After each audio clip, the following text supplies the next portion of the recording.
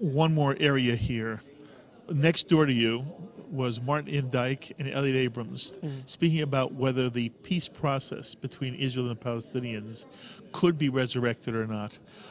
What is your own sense? Do you have any optimism at the moment? Do you feel that there's any chance for the peace process to move forward?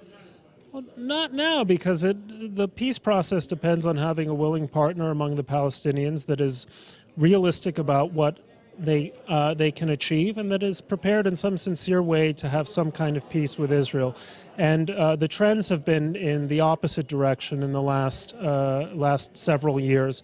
Actually, perhaps you could argue that the trends were never in any other direction, but that's another story. But you have in the last month the efforts to reconcile Hamas and Fatah, to mainstream Hamas, which is obviously extremely worrisome. You have the broader Islamist tidal wave crashing through the political culture of the Middle East. You have even Mahmoud Abbas, supposedly a moderate, issuing op-eds in the New York Times insisting on the right of return as a preeminent condition of peace.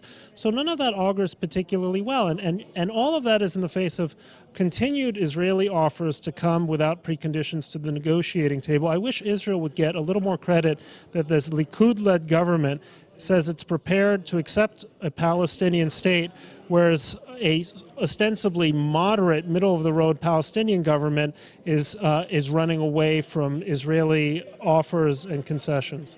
So I can't ask you, since you come here to AIPAC, I have to ask you, what is your sense of AIPAC? And the reason I ask you is, every now and then you will hear even American Jews say, the problem is AIPAC is too powerful and is monolithic. And we read in Thomas Friedman's column that when Netanyahu speaks to the joint session of Congress, it was bought and paid for by AIPAC. What was your reaction to that? And in general, how do you feel about AIPAC? Well, my reaction to that comment was similar to my reaction to most of Tom's columns, and I'll leave it at that. I think. Oh no, more. No, it was an unfortunate line. Look, AIPAC is a marvelously effective and intelligent organization, and effective and intelligent not because it represents a lobby, but because it represents a consensus. It is a place where Democrats and Republicans, liberals and conservatives, Jews and Christians, by the way, feel equally at home.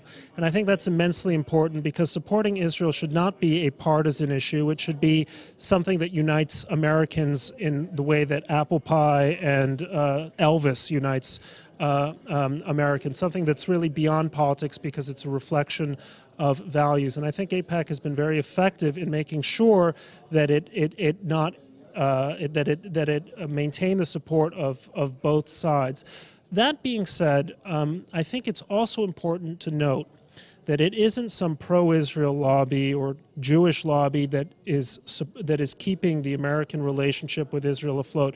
It is a reflection of profound American values. You know, American philo-Semitism goes back not only to George Washington, it goes back to the Puritans. It's not an accident that you have all these towns in Connecticut named, Salem and New Canaan and so on.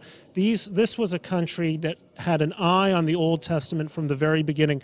Harry Truman was not a member of AIPAC when he decided to recognize the state of Israel. And when the subject was raised with him a few years later at some Jewish event, he compared himself to Cyrus. So he was thinking in biblical terms.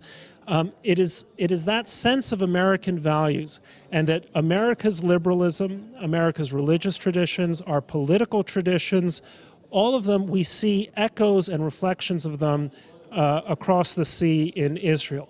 And so people talk about the power of the Jewish lobby and the Israel lobby and so on.